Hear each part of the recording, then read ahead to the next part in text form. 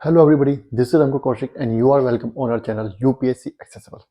आज हम पढ़ने वाले हैं rates of plate movement, distribution of ocean and continents. Chapter का नाम है चैप्टर 4 एनसीईआरटी क्लास 11। देखिए, हमने प्लेट टेक्टोनिक थ्योरी के बारे में पढ़ लिया। प्लेट टेक्टोनिक्स से पहले हमने पढ़ा कॉन्टिनेंटल ड्रिफ्ट के बारे में। थोड़ा सा आज रिकैप कर लेते हैं क्योंकि लास्ट टॉपिक ऑलमोस्ट लास्ट ही चल रहा है इस चैप्टर का। ठीक है, थोड़ा सा रिकैप ये है कि प्लेट टेक्टोनिक्स के पहले हमने पढ़ा कॉन्टिनेंटल ड्रिफ्ट। शुरुआत वहीं से हुई थी। शुरुआत एक्चुअली मैपिंग से हुई थी। मैपिंग हमने जब की थी स्टार्टिंग में, जब अर्थ की मैपिंग स्टार्ट हुई थी, तो मैपिंग के दौरान ये पता चला कि सारे कॉन्टिनेंट्स की शेप इस तरीके की है कि वो ऐसा लगता है कि एक ही लैंड मास से अलग अलग हुए हैं।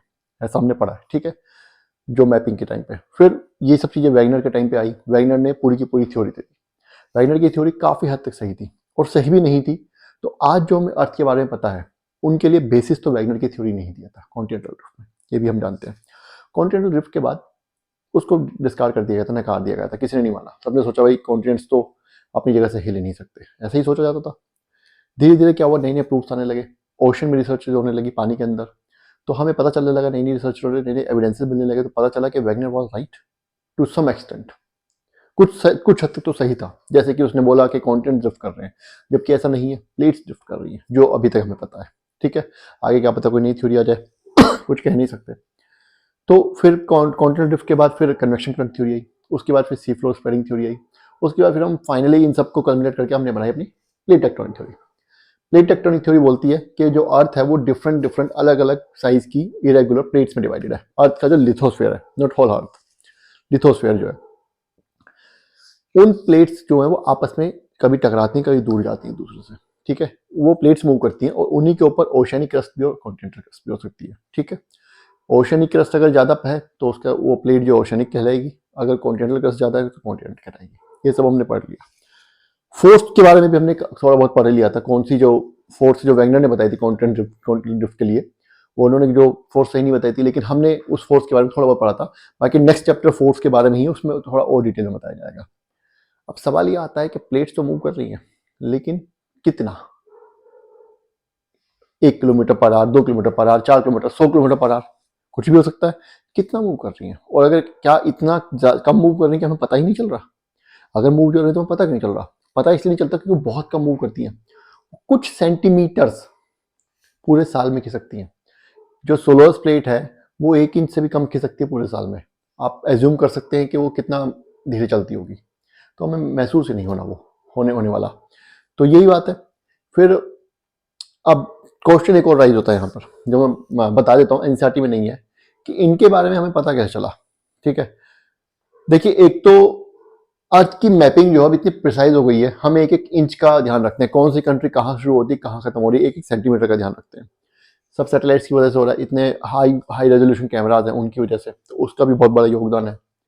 ठीक है, दूसरा जो एक बहुत बड़ा योगदान है कि हमारी जो क्रस्ट है उसके अंदर साइंटिस्ट ने कुछ इंस्ट्रूमेंट्स वगैरह डाले हुए हैं, कुछ लगाए हुए जो अर्थ की मूवमेंट्स रिकॉर्ड करते हैं। जो क्रस्ट अपनी जगह से हिलती है तो बहुत माइन्यूट अगर हिलना भी हुआ तो उसको भी वो रिकॉर्ड कर लेते हैं। ठीक है, एक जो बड़ा चीज़ है, इंपॉर्टेंट चीज़ है, मतलब सैटेलाइट्स के अलावा जीपीएस से ही पता चलता है। जीपीएस भी इन सब चीज़ों का ध्यान रखता है। ठीक है, एक इंपॉर्टेंट चीज़ जो एनसीईआरटी भी बोल रही है, क्या बोल रही है? The steps of normal and reverse magnetic field that parallel the mid-oceanic ridges help the scientists determine the rates of plate movement। ठीक है, क्या होता है कि मैंने आपको बताया था कि मिड ओशनिक रिज है, ये मान लीजिए मिड ओशनिक रिज है। ठीक है, इसको सीधा ही बना देते हैं, सीधा बनाया था, ये मिड ओशनिक रिज है। बता चुका हूँ मिड ओशनिक रिज क्या है, बार बार समझाने की जरूरत नहीं है। समझना है तो पुरानी वीडियो देख लीजिए। ठीक है, अब इसमें से इधर भी लावा निकलता है, लावा निकलता रहता है, तो इधर भी पहाड़ बन गए, इधर भी बन गए, इधर इधर ऐसे कर करके नीचे तक बन गए। ये पूरा हमारा अटलांटिक ओशन वाली रीज मान लेते हैं हम। ठीक है, ये नॉर्थ पोल से लेकर साउथ पोल तक जाती है, समझ आ गया? अब जब ये लावा निकल रहा है, लावा निकलेगा तो इधर वाली क्रस्ट को आगे फोर्स करेगा, इधर वाली क्रस्ट को आगे फोर्स करेगा, ऐसी तो आगे जाकर रिज बनती है, इसी तरीके से रिज बनेगी। ये क्रस्ट आगे जाएगी तो ये जो लिथोस्फेरिक प्लेट है ये आगे जाके सबडक्ट हो जाएगी दूसरी प्लेट के नीचे। इधर भी ऐसे ही होगा, इधर भी फिर सॉरी ट्रेंच बनेगी, रिज नहीं ट्रेंच बनेगी। ऐसे ही हुआ था ना, यही समझाया था। लेकिन लेकिन ये जो मटेरियल है ये मेंटल कोर बाउंड्री से आ रहा है जनरली, आ रहा है। तो ये जो मटेरियल है, इसमें जो मैग्नेटिक मटेरियल होता है या जो फेरिक मटेरियल है उसकी क्वांटिटी थोड़ी ज़्यादा है, समझ रहे हैं। जब ज़्यादा होगी तो ये जो है ये मटेरियल, क्योंकि इसमें मैग्नेटिक मटेरियल्स भी होते हैं, फेरिक मटेरियल्स भी होते हैं, तो ये अर्थ के मैग्नेटिक जो अभी मैग्नेटिक पोल्स हैं उनसे सिंक करते हैं। मतलब अगर अर्थ का ऊपर नॉर्थ है, नीचे साउथ है, जो भी कॉन्फ़िगरेशन, मान लीजिए ये माइनस है ये प्लस है, तो इनका भी यही होगा। नहीं, इनका क्या होगा, उल्टा होगा। इनका इधर माइनस होगा, इधर प्लस होगा। ऐसे होगा कि नहीं होगा? Reverse strips of normal and magnetic field, reverse magnetic field, ये होना चाहिए। ठीक है। कभी कभी क्या होता है, कभी कभी क्या होता है, अर्थ की पोलैरिटी बदल भी जाती है। नॉर्थ पोल की जगह साउथ पोल आ जाता है, साउथ पोल की जगह नॉर्थ पोल आ जाता है, प्लस की जगह माइनस, माइनस की जगह प्लस। समझ रहे हैं? इसीलिए यहां पर लिखा हुआ है strips of normal and reverse magnetic field. ये जो रिवर्स मैग्नेटिक फील्ड है ये इसने बहुत कंट्रीब्यूट किया था क्रस्ट की स्प्रेड, ये सी फ्लोर जो स्प्रेड हो रहा है ये बताने के लिए। तो क्या होगा, अब मान लीजिए ये प्लस, यहां पे माइनस है, यहां पे प्लस है, इसको भूल जाते हैं अभी फिलहाल। ठीक है, यहां पे माइनस है, यहां पे प्लस है। जब ये लावा निकलेगा इसको पुश करेगा तो थोड़े टाइम बाद ये माइनस और प्लस कहां पे आ गया, ये यहां पे आ गया। क्रस्ट स्प्रेड होगी ना, क्रस्ट फैलेगी, इधर की तरफ मूव करेगी, तो लावा निकलेगा, इसको पुश करेगा तो यहां जाएगी, आ गया माइनस और प्लस आ गया। इस टाइम पे अर्थ की पोलैरिटी फिर से रिवर्स हो गई, रिवर्स हो गई। अब जो मेटेरियल निकलेगा वो ऐसा होगा, माइनस प्लस। समझ रहे, समझ रहे ना? अब वो इसका देखेंगे कितना टाइम है, इनका डिस्टेंस देखेंगे, एक इसका लावा के निकलने का वो देखेंगे, क्या देखेंगे, लावा के निकलने की स्पीड देखेंगे कि कितने टाइम में कितनी क्रस्ट बन पा रही है। उन सब चीजों से प्लेट्स की जो स्पीड है उसको भी जाना जा सकता है। देखिए लिखा है parallel the mid ocean ridge health centres determine the rates of plate movement. ये जो निकल रही है इन प्लेट्स की मूवमेंट के बारे में बताते हैं। एक एविडेंस तो ये भी हो गया, समझ आ रहा है? ये चीज जो पोलैरिटी की, ये अभी मैं यहाँ पे ज्यादा नहीं समझाई है, ये बहुत अच्छे से जीएस में समझाई जाएगी। ठीक है, यहाँ पे तो बस एक हिंट दे के छोड़ दिया कि ऐसा होता है, क्योंकि एनसीईआरटी पढ़ रहे हैं, एनसीईआरटी में ज्यादा पढ़ाना ठीक नहीं है। अभी जब जीएस पढ़ेंगे तो अच्छे से समझाया जाएगा। ठीक है, तो ये समझ आ गया एनसीईआरटी क्या बोल रही है। एनसीईआरटी में थोड़ी सी चीजें कुछ कुछ वेग दी हुई है। एनसीईआरटी में बस एक लाइन लिख देता है, ये एक लाइन लिख दे, इसमें पूरी थ्योरी बनी हुई है। तो जितना हो सकता है समझाने की कोशिश की जा रही है, लेकिन अच्छे से तो जीएस में ही समझा जाएगा। The rates, these rates वेराई कॉन्सिडरेबली। ये रेट जो वेराई करते हैं किस चीज के ऊपर, किस चीज के ऊपर वेराई करते हैं? ये रेट्स वेराई करते हैं, मैंने आपको क्या बताया था, ये हमारी लिथोस्फीयर है, ये हमारा मेंटल हो गया, मेंटल में स्लैब्स हैं, इनके बीच में लावा फ्लो करता है, मैग्मा। ये हमारा मेंटल कोर बाउंड्री, कोर आ गई हमारी, यहाँ पे कोर है, यहाँ से लावा जा रहा है ऊपर। लावा किससे जा रहा है, हीट, रेडियो एक्टिविज्म है ना।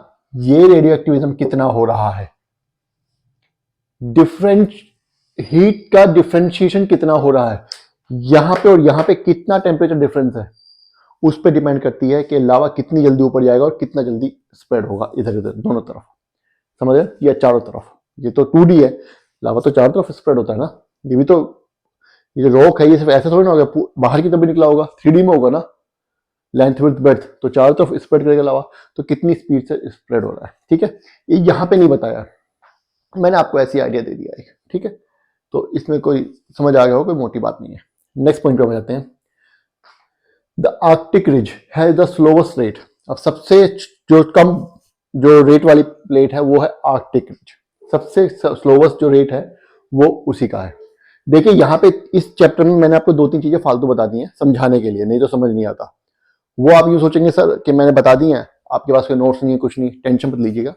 जब जीएस पढ़ाई जाएगी तो उन चीजों को मैं बाकायदा दूंगा, पीडीएफ तो दूंगा ही। अब क्या होगा, एक्चुअली क्या है कि एनसीईआरटी में क्या है कि आपके पास एनसीईआरटी है, तो मैं जो यहाँ पे लिखा रहा हूँ, पहली बात तो सारा एनसीईआरटी मैंने लिख दिया यहाँ पे। जो नहीं भी लिखा रहा हूँ, अगर मान लीजिए आप स्क्रीनशॉट नहीं ले पा रहे हैं, कुछ भी है, एनसीईआरटी तो है ही आपके पास हमेशा, नोट्स हैं, वो नोट्स ही मानी एक तरीके, जो क्लास में पढ़ा रहा हूँ आपके पास रिटर्न में है ऑलरेडी।